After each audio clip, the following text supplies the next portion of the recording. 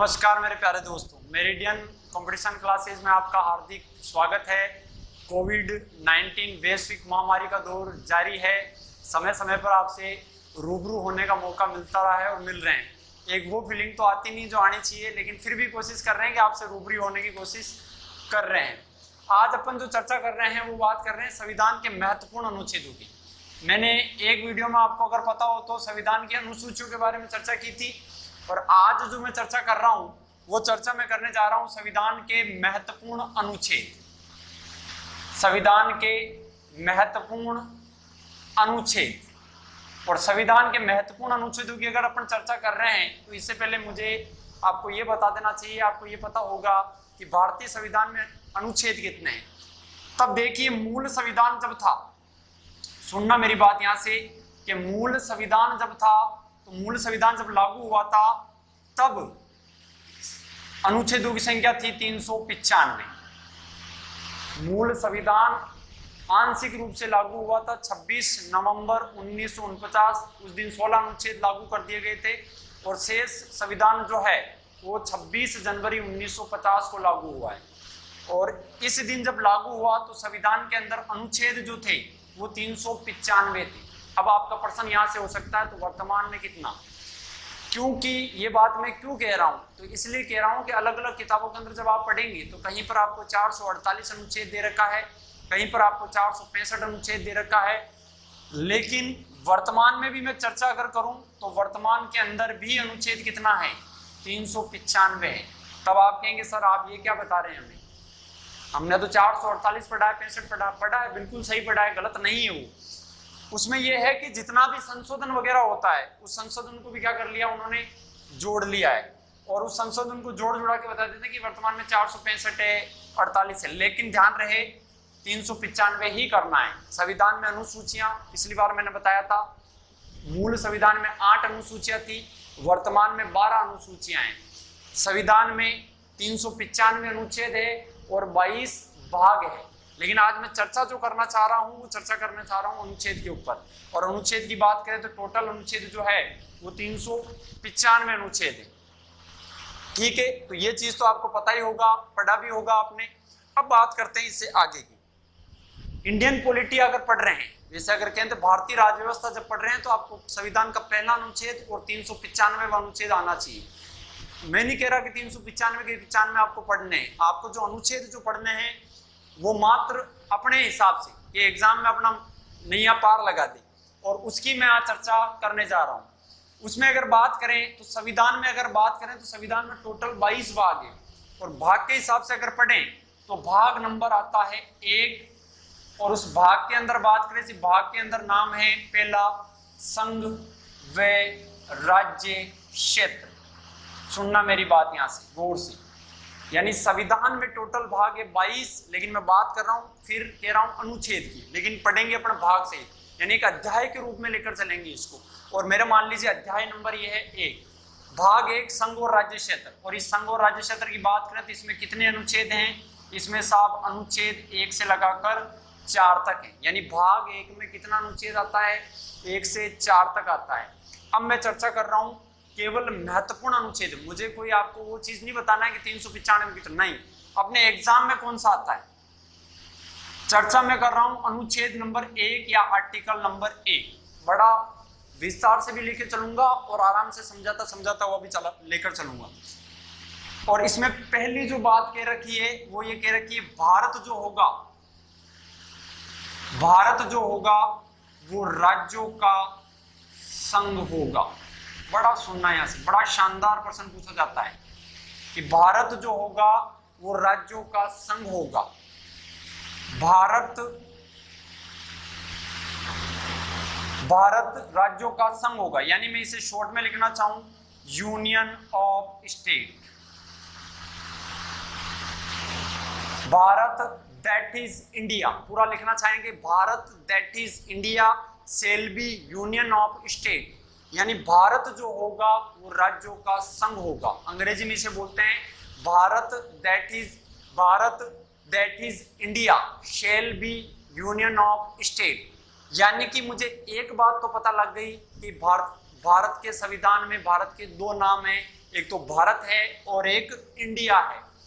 थोड़े दिन पहले ही चर्चा में रहा था कि इंडिया शब्द को हटा दिया जाए। इंडिया शब्द जो है वो गुलामी का प्रतीक है, और सर्वोच्च न्यायालय में जब इसके ऊपर अर्जी लगाई गई तो सर्वोच्च न्यायालय ने कहा था ये केंद्र सरकार का काम है, केंद्र सरकार को इंडिया शब्द कोई आपके ऊपर है कि आप लगाएं या नहीं लगाएं, वो आपकी इच्छा है। आप इंडिया को क्या मान सकते हैं, भारत मान सकते हैं, ठीक है। तो भारत राज्यों का संघ होगा, यूनियन ऑफ स्टेट। यानी पहली चीज तो पता लगे कि संविधान में भारत को दो नाम से जाना गया, एक तो भारत और एक इंडिया। हिंदुस्तान नाम का कहीं जिक्र नहीं है। यूनियन ऑफ स्टेट, इस पे थोड़ा गौर से ध्यान देना। भारत राज्यों का संघ होगा, इसे अंग्रेजी में कहा गया यूनियन ऑफ स्टेट। अब क्या बताना चाह रहा हूं, बताना ये चाह रहा हूं कि संघ का मतलब फेडरल भी होता है भाई, फेडरल, यानी संघ को अंग्रेजी में फेडरेशन, फेडरल कहा जाता है। तो भारतीय संविधान निर्माताओं ने फेडरल शब्द काम में नहीं लेकर यूनियन शब्द क्यों काम में लिया, यह बहुत महत्वपूर्ण चीज है। यहां से अपन कई बार रट्टा पद्धति में निकाल देते हैं भारत राज्यों का संघ होगा, लेकिन अंदर जब जाएंगे, आजकल पेपर का लेवल इतना लेवल हो चुका है कि आपको हर चीज कॉन्सेप्ट के आधार पर समझना होगा, और समझने के लिए आपको हर चीज समझनी होगी। यहां से यूनियन ऑफ स्टेट, यूनियन यानी संघ का मतलब यूनियन भी होता है, फेडरल भी होता है, लेकिन फिर भी भारत के संविधान निर्माताओं ने फेडरल शब्द नहीं लेकर यूनियन शब्द लिया है। उसका कारण क्या, तो उसका कारण यह है कि यूनियन का मतलब, फेडरल का मतलब भी संघ होता है और यूनियन का मतलब भी संघ होता है, लेकिन फेडरल का मतलब होता है समझौते का परिणाम। फेडरल का मतलब क्या होता है, फेडरल का मतलब होता है समझौता, यानी संघ, यानी भारतीय संविधान समझौते का परिणाम नहीं है। यही बात मैं अमेरिका के संदर्भ में करता तो अमेरिका के संविधान में फेडरल शब्द का यूज किया गया है। वहां पर यह है कि अमेरिका में जो राज्य जुड़े हुए हैं वो फेडरल संघ है। फेडरल का मतलब वहां समझौते के तहत जुड़े हुए हैं। अगर वो चाहें तो राज्य अमेरिका से अलग हो सकते हैं, लेकिन भारत में ऐसा नहीं है। यहाँ यूनियन का मतलब एकता से है।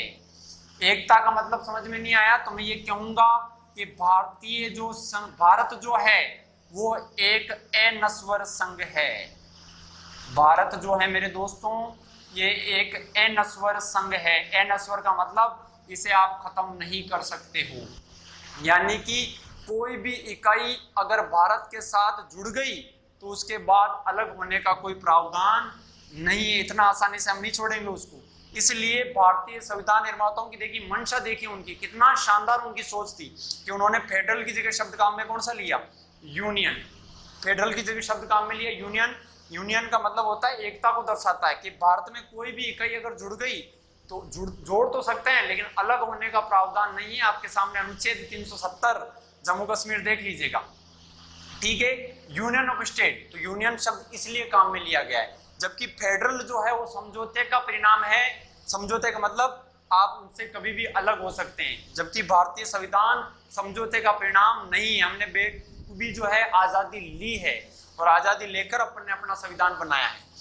तो भारत जो होगा वो राज्यों का संघ होगा, ये बात कहता है अनुच्छेद। अब आप कहेंगे इसमें क्या, तो इसमें एक प्रश्न तो ये हो गया कि यूनियन शब्द क्यों लिया। दूसरा प्रश्न आएगा भारत राज्यों, निम्नलिखित में अनुच्छेद 1 के अनुसार भारत है राज्यों का समूह, राज्यों का संघ, तब आप आंसर करेंगे राज्यों का संघ, और राज्यों के संघ में भी यूनियन ऑफ स्टेट है ये। अब बात करते हैं इसमें है क्या, तो इसके अंदर मेरे दोस्तों भारत के अंदर कितने राज्य हैं, उन राज्यों के बारे में, केंद्र शासित प्रदेश के बारे में इनका जिक्र कर रखा है। आपसे एक प्रश्न और रहेगा मेरा, आपसे पूछूंगा बताइए वर्तमान में राज्य कितने हैं, तब आप कहेंगे वर्तमान के अंदर राज्य मेरे दोस्तों 28 है। 28 क्यों कह रहे हैं, तो आपको पता है 2019 के अंदर जम्मू कश्मीर एक राज्य था, और 2019 के अंदर मोदी सरकार ने अनुच्छेद 370 को समाप्त करके इसे दो भागों में, जम्मू कश्मीर को लद्दाख, एक तो जम्मू कश्मीर एक लद्दाख, दो भागों में तोड़ दिया और केंद्र शासित प्रदेश बना दिया। इस वजह से राज्य कितने रह गए, 28 रह गए। केंद्र शासित प्रदेश की बात करें तो वर्तमान में मेरे दोस्तों 8 केंद्र शासित प्रदेश है। प्रश्न उठ रहा होगा केंद्र शासित प्रदेश पहले 7 थे, फिर जम्मू कश्मीर और लद्दाख 31 अक्टूबर 2019 को 2 केंद्र शासित प्रदेश बने। तो केंद्र शासित प्रदेशों की संख्या हो गई मेरे दोस्तों 9। लेकिन जनवरी 2020 में दादर, नागर हवेली और दमन दीव जो कि अलग अलग केंद्र शासित प्रदेश थे, इन दोनों का विलय कर दिया गया है। यानी वर्तमान में दादर नागर हवेली और दमन दीव दोनों एक ही केंद्र शासित प्रदेश है, जिसकी राजधानी दमन को बनाया गया है। इस वजह से केंद्र शासित प्रदेश भी कितना रह गया है, 8। इसका उल्लेख कहाँ मिलेगा आपको, इसका उल्लेख मिलेगा आपको अनुच्छेद 1 के अंदर मिलेगा। तो ये था अनुच्छेद 1 की बात कि इसके अंदर आपको राज्य मिलेंगे, केंद्र शासित प्रदेश मिलेंगे, और किसी को जोड़ना हो तो भी ये भी बात कहाँ कह रखी है, ये भी बात अनुच्छेद 1 में कह रखी है। अब बात करते हैं अनुच्छेद 1। मैं कह रहा हूं केवल महत्वपूर्ण अनुच्छेदों की चर्चा करने वाला हूं मैं। उसके बाद में आता है अनुच्छेद नंबर 2। अनुच्छेद 2 का केवल मैं बोल के बता रहा हूं कि भाई संसद अगर चाहे तो भारत में यानी कि संघ के अंदर नए राज्यों का प्रवेश करवा सकती है। ये अनुच्छेद 2 में नहीं पूछा जाता एग्जाम में, मैं पहले बता रहा हूं। अनुच्छेद 1 इंपोर्टेंट है। अनुच्छेद 3 की अगर मैं बात करूं, अनुच्छेद 3 के तहत संसद को निम्नलिखित अधिकार दिए गए हैं।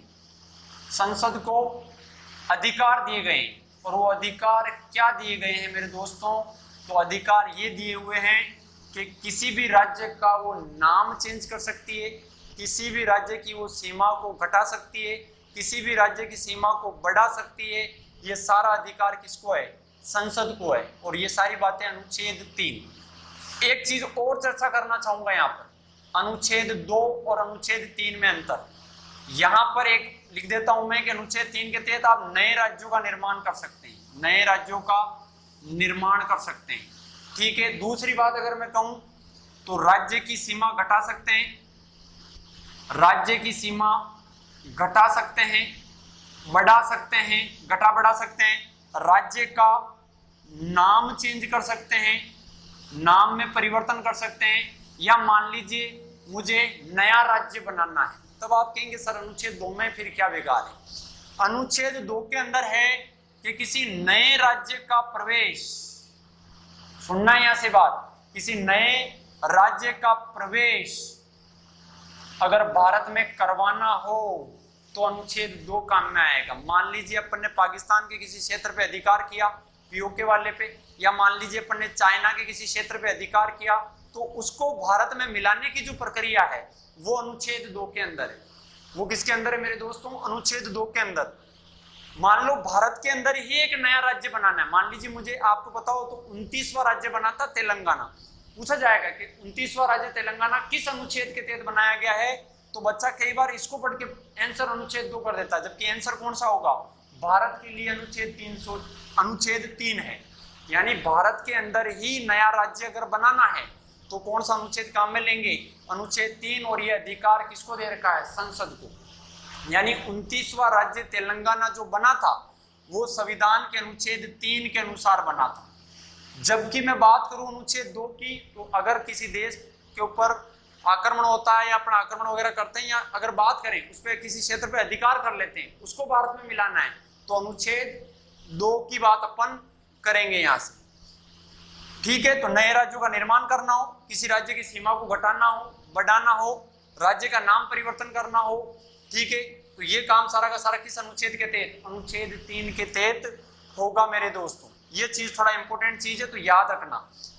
अब आप कहेंगे सर ऐसा कैसे हो सकता है, राज्य का नाम कैसे चेंज हो सकता है, वो राज्य मना नहीं करेगा। मान लीजिए बात करते हैं राजस्थान की, अगर संसद चाहे कि हमें राजस्थान का नाम चेंज करना, आपको पता हो तो खूब सारे शहरों का नाम भी चेंज हुआ है, राज्यों का नाम भी चेंज हुआ है। अब आप कहेंगे राज्यों का नाम कौन सा चेंज हो गया, उड़ीसा से ओडिशा हो गया, असम से आसाम हो गया, ठीक है, तो ये सारे नाम चेंज हुए हैं। ये सारा खेल किसका है भाई, संसद का है।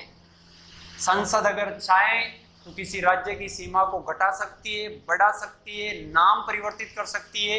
ये सारा खेल किसमें दे रखा है, अनुच्छेद 3 में दे रखा है। मान लीजिए राजस्थान का नाम परिवर्तन करना है, संसद चाहे तो परिवर्तित कर सकती है, तो क्या फिर इनका कोई रोल नहीं राजस्थान वालों का? बिल्कुल रोल तो है, लेकिन न के बराबर है। वहां से होगा क्या, संसद अगर चाहती है तो संसद इसकी जानकारी देगी राष्ट्रपति को, राष्ट्रपति एक विधेयक भेजेगा इनके पास, राजस्थान सरकार के पास, और राजस्थान सरकार अगर उस विधेयक को चाहे पास करे या ना करे वो उनकी मर्जी। अगर वो इसके विरुद्ध में भी पास कर देती है कि हमें राजस्थान नाम चेंज नहीं करना है, फिर भी संसद को यह अधिकार है कि वो उस राज्य का नाम परिवर्तन कर सकती है। ऐसा हुआ क्या? तो ऐसा 29वां राज्य जब तेलंगाना बना था तब ऐसा ही हुआ था। तेलंगाना 2 जून 2014 नए राज्य के रूप में, आपको पता हो तो, अस्तित्व में आया था कृष्णा समिति की सिफारिश पर। तेलंगाना जब राज्य बना था तो आंध्र प्रदेश ने जमकर इसका विरोध किया था कि हम तेलंगाना को कतई अलग नहीं होने देंगे। ठीक है, तब आंध्र प्रदेश की सरकार ने क्या किया था, एक विधेयक पास किया। किसके विरुद्ध में? तेलंगाना के विरुद्ध में। क्या हम तेलंगाना को नया राज्य नहीं बनने देंगे, हम आंध्र प्रदेश के टुकड़े नहीं चाहते हैं। फिर भी आपको पता हो तो 2014 में कांग्रेस सरकार ने तेलंगाना को 29वें राज्य का दर्जा दे दिया था। तो कुल मिला के बात है, अनुच्छेद 3 में संसद को यह शक्ति दे रखी है। बड़ा इंपॉर्टेंट शानदार प्रश्न बनता है यहां से। अनुच्छेद नंबर 4 मेरे दोस्तों, अनुच्छेद 4 क्या कहता है? ये भाई साहब अच्छे को समझ में नहीं आता है, पर खच्चे उड़ जाते हैं अनुच्छेद 4 को समझने के लिए। अनुच्छेद 4 ये कहता है कि अनुच्छेद 2 या 3 में, सुनना में लिखने से ज्यादा बोलने पे आप सुनोगे, लिखना तो किताबें भरी पड़ी लिखी हुई। तो अनुच्छेद 4 ये कहता है कि अनुच्छेद 2 या 3 में किया गया परिवर्तन संविधान संशोधन नहीं माना जाएगा। अनुच्छेद, वापिस बोल रहा हूं, अनुच्छेद 2 या 3 में किया गया परिवर्तन संविधान संशोधन नहीं माना जाएगा। संविधान संशोधन नहीं माना जाएगा। परखत से उठ जाते हैं भाई, इसके अंदर नहीं माना जाएगा। बड़ा इंपॉर्टेंट है, बड़ा लंबा क्लास हो जाता है इसके ऊपर भी अगर करना चाहें तो, लेकिन ये इतना इंपॉर्टेंट नहीं है तो इसकी चर्चा मैं यहाँ नहीं करूंगा। अगर आप चाहें तो समझा सकते हैं, समझाएंगे भी, इसको समझा दूंगा मैं बस कि अनुच्छेद 2 और 3 में किया गया परिवर्तन संविधान संशोधन नहीं माना जाएगा। इसका मतलब क्या है? आपको पहले तो ये समझना होगा कि संविधान संशोधन का उल्लेख कहां पर है। तो संविधान का एक अनुच्छेद है, अनुच्छेद नंबर 368, और 368 में बात कर रखी है कि संविधान में कोई बदलाव करना है तो इसके लिए अपन ने क्या बना रखा है? संविधान संशोधन बना रखा है। क्या बना रखा है? संविधान संशोधन बना रखा है। और संविधान संशोधन की अगर बात करें तो ये कितने प्रकार का होता है? यहां से 2 प्रकार का प्रश्न पूछेगा। व्यवहारिक रूप से अगर देखें तो संविधान संशोधन 3 प्रकार से किया जाता है। सुनना मेरी बात, फिर कह रहा हूं मैं गौर से। अगर नॉर्मल रूप से देखें, प्रश्न अगर पूछे सामान्य रूप से कि संविधान संशोधन कितने प्रकार से किया जा सकता है, तो संविधान संशोधन मेरे दोस्तों 3 प्रकार से किया जा सकता है। 3 प्रकार से। सामान्य बहुमत के द्वारा, नंबर 1, विशेष बहुमत के द्वारा, नंबर 2, और नंबर 3 पे है सामान्य। विशेष बहुमत तो होगा ही होगा, विशेष बहुमत के अलावा आद्य राज्यों का समर्थन चाहिए।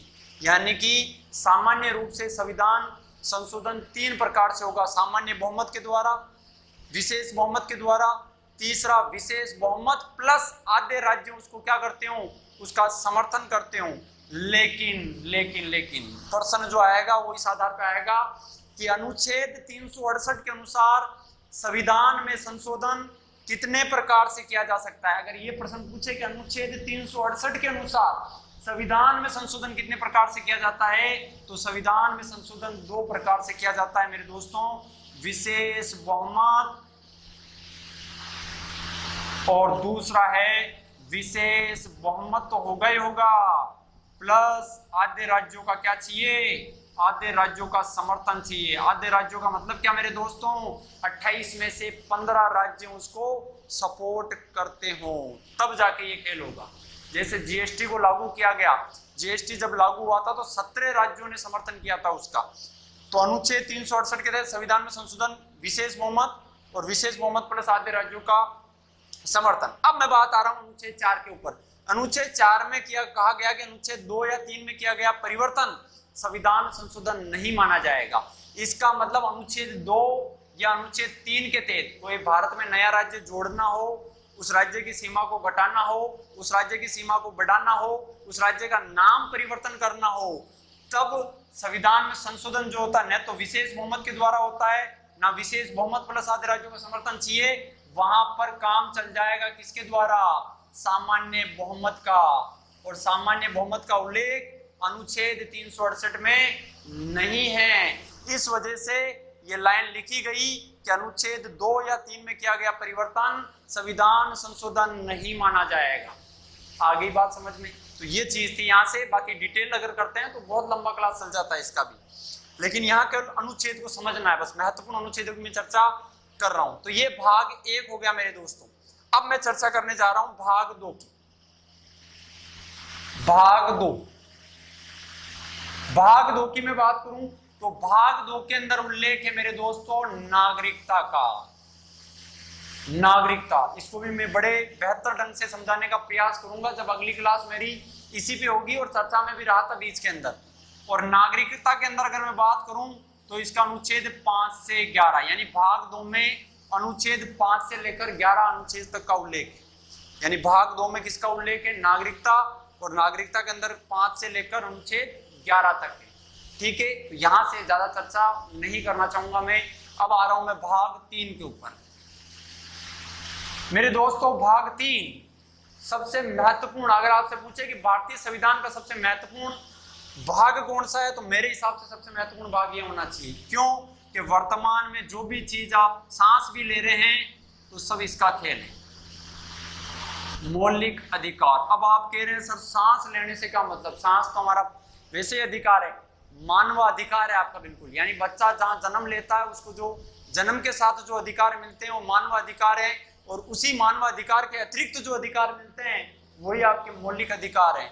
और उसी मौलिक अधिकार की बात करूं तो इसका उल्लेख आपको मिलेगा अनुच्छेद 12 से लेकर अनुच्छेद 35 तक। अनुच्छेद 12 से लेकर अनुच्छेद 35 में किसका उल्लेख है मेरे दोस्तों? मौलिक अधिकारों का उल्लेख है। किसका उल्लेख है? मौलिक अधिकारों का उल्लेख है।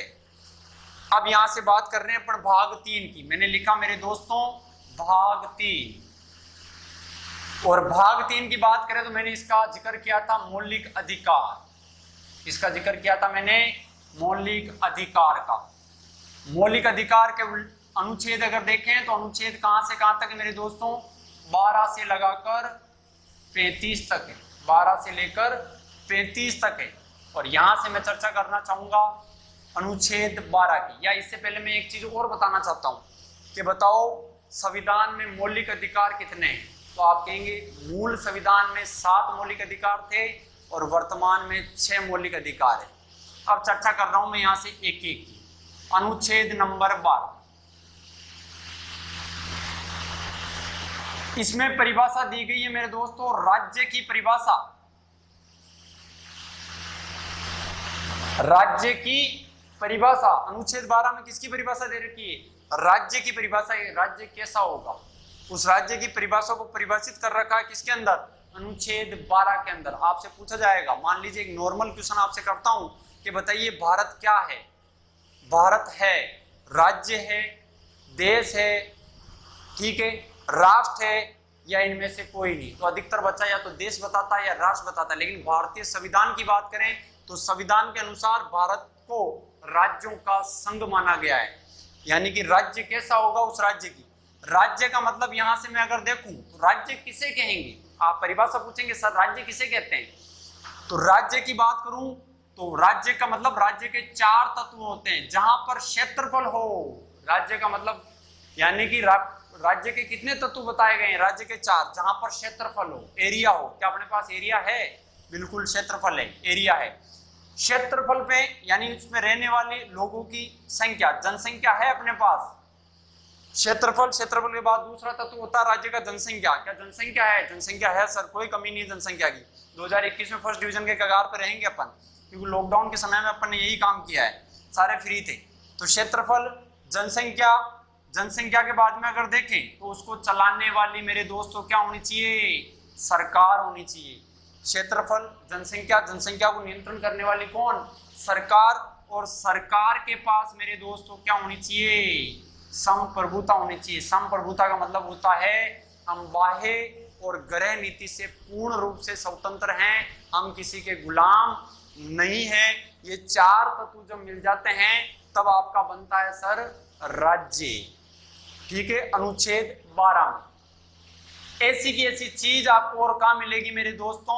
तो इसके साथ एक और याद रख लेना, अनुच्छेद 36।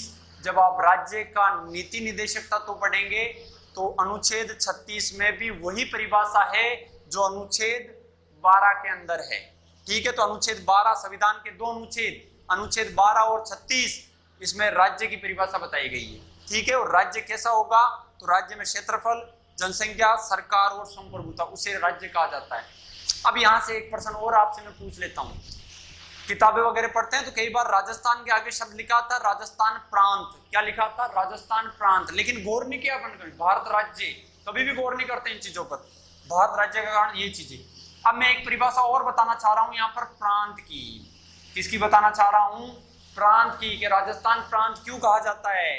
तो प्रांत के भी तीन तत्व है मेरे दोस्तों, कि वहां पर क्षेत्रफल भी होगा, वहां पर रहने वाले लोग भी होंगे जिसे अपन जनसंख्या कहते हैं, और उस जनसंख्या को नियंत्रण करने वाली क्या होगी मेरे दोस्तों? सरकार होगी। लेकिन सरकार तो होगी लेकिन संप्रभुता नहीं होगी, क्योंकि केंद्र सरकार के अंडर में ही काम करना पड़ता है। किसको? राज्य सरकार को। यानी राज्य देश प्रांत जो है वो राज्य से बड़ा नहीं हो सकता है। ठीक है, तो इसलिए शब्द काम में लेते हैं राजस्थान प्रांत, भारत राज्य। तो अनुच्छेद 12 में आपको समझ में आ गया राज्य की परिभाषा। उसके बाद 12 के अलावा अनुच्छेद 36 में भी यही परिभाषा है।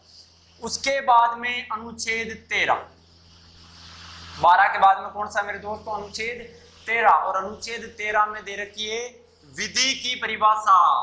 किसकी परिभाषा दे रखी है?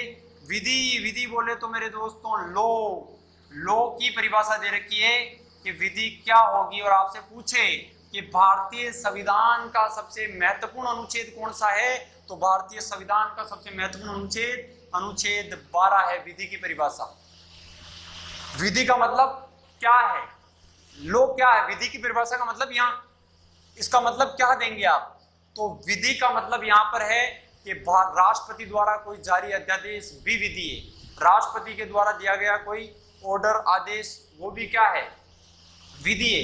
भारत सरकार द्वारा दिया गया कोई आदेश, कोई जारी परिपत्र, कुछ भी हो, वो भी विधि है। राज्य सरकार द्वारा बनाया गया कोई भी कानून, या संसद या विधानसभा द्वारा बनाया गया कोई भी कानून, वो भी विधि है। और इस विधि की परिभाषा कहाँ पर दे रखी है? अनुच्छेद 13 में दे रखी है। और आपसे पूछा जाए कि भारतीय संविधान का आप सबसे महत्वपूर्ण अनुच्छेद किसे कहेंगे? अनुच्छेद 13। इसके साथ एक और चर्चा कर रहा हूं मैं यहाँ पर। अनुच्छेद 13 ये कहता है कि कोई भी ऐसा कानून जो मौलिक अधिकारों का हनन करता हो, इसको समझ लेना मेरे प्यारे दोस्तों, कोई भी कानून जो मौलिक अधिकारों का हनन करता हो वो कानून शून्य मान लिया जाएगा। सीधी सीधी बात है। ऐसा कोई भी कानून सरकार अगर लाती है जिससे अपने मौलिक अधिकार प्रभावित होते हैं, अपन उनसे प्रभावित होते हैं, ठीक है, अपने को किसी प्रकार का कोई नुकसान होता है, तो उसे विधि की परिभाषा में नहीं माना जाएगा। इसलिए भारतीय संविधान का सबसे महत्वपूर्ण अनुच्छेद है। चलिए दोस्तों, फिर मैं बात करना चाहूंगा 12 और 13 में दिए, फिर आपके शुरू हो जाते हैं मौलिक अधिकार। और मौलिक अधिकार की अगर बात करें तो आप कहेंगे मौलिक अधिकार कितने? तो मैं कहना चाहूंगा मूल संविधान में सर कितने थे? 7 मौलिक अधिकार थे। कितने थे दोस्तों? 7 मौलिक अधिकार थे। चर्चा फिर करते हैं भाई क्या हुआ, वर्तमान में क्या स्थिति है।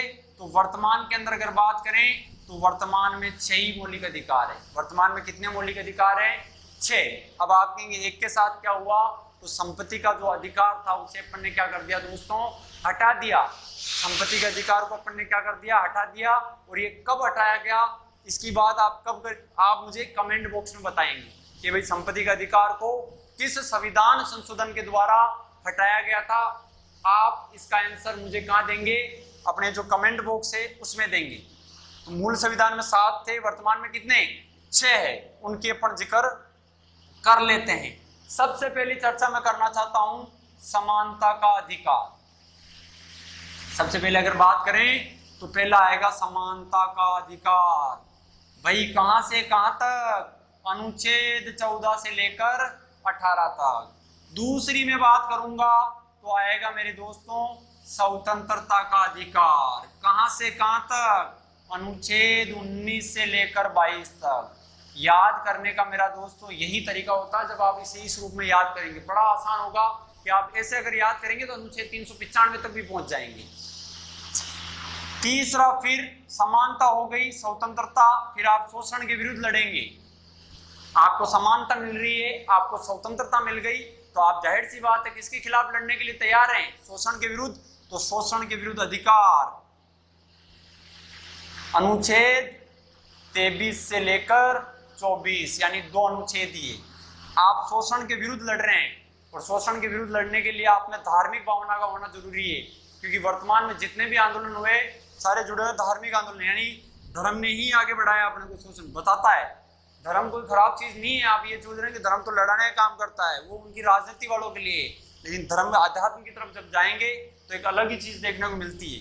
यानी कि आपको मिल गई यहाँ पर धार्मिक स्वतंत्रता का अधिकार।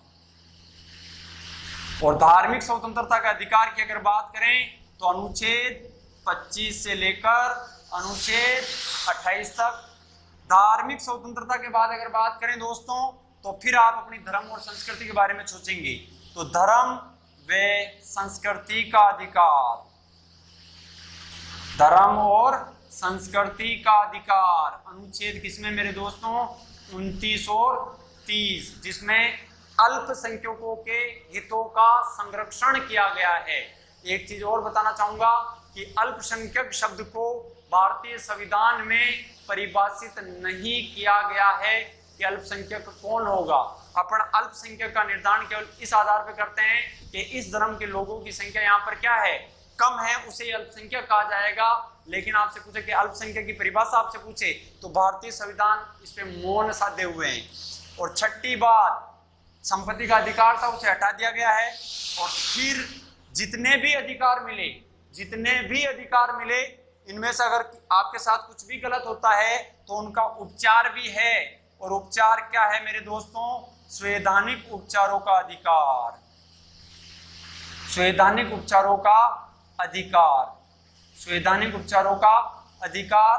और अनुच्छेद किसके अंदर? तो अब आप कहेंगे अनुच्छेद 32 के अंदर किसका उल्लेख है? संवैधानिक उपचारों का अधिकार है, अनुच्छेद 32। ठीक है, तो ये चीज अपन ने चर्चा की थी। समानता का अधिकार, स्वतंत्रता का अधिकार, शोषण के विरुद्ध अधिकार, धार्मिक स्वतंत्रता का अधिकार, धर्म और संस्कृति का अधिकार, संवैधानिक उपचारों का अधिकार। तो कुल मिलाकर संविधान में कितने मौलिक अधिकार है? तो आप कहेंगे संविधान में 6 मौलिक अधिकार है, जिसका जिक्र मैंने यहाँ पर आपको कर दिया है। 14 से 18, 19 से 22, 23, 24, 25 से 28, ठीक है, 29, 30 और 32। ये चीजें थोड़ी आपको याद रखनी पड़ेगी यहाँ से, बड़ा इंपॉर्टेंट चीज है यहाँ से।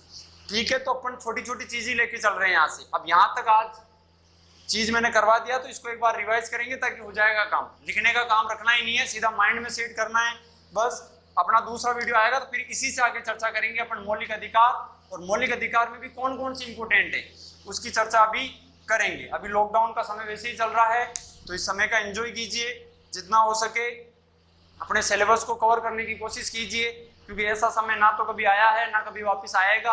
हमें पता है एक और अपन वैश्विक महामारी से लड़ रहे हैं, लेकिन अभी सबसे बढ़िया है घर पे रहे, मस्त रहें और स्वस्थ रहें, यही हमारी कामना है। Thank you. इसको इस पे कमेंट, लाइक, शेयर जरूर करो, क्योंकि यही अपनी दक्षिणा है। क्योंकि जितना ज्यादा आप शेयर वगैरह करेंगे उतना ही हमें ऊर्जा वगैरह मिलती है। ठीक है दोस्तों, धन्यवाद।